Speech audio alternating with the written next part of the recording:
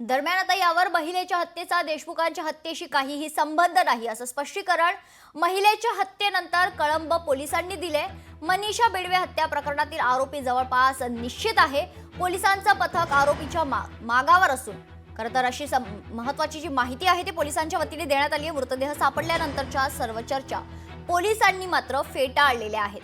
कळंब शहरातील द्वारका नगरीत मृत अवस्थेत सापडलेल्या महिलेचा संतोष देशमुख हत्या प्रकरणाशी काहीही संबंध नाही असं पोलिसांनी सांगितलंय। फोरेन्सिक टीमला वगैरे बोलवून घेऊन पुढील कारवाई केलेली आहे। आतमध्ये जाऊन पाहिला असता त्या ठिकाणी तो मृतदेह जो होता तो मनीषा बिडवे यांचाच होता याची खात्री पटली आणि त्यानंतर आम्ही पुढची प्रक्रिया केली आहे। परंतु PM रिपोर्ट्स येणं बाकी असल्या कारणाने गुन्हा दाखल न करता प्राथमिक आम्ही अकस्मात मृत्यूची नोंद केलेली आहे आणि तपास करत आहोत। संतोष देशमुख सरपंच यांच्या हत्या प्रकरणात या महिलेची चौकशी झाल्याची अशी चर्चा आहे।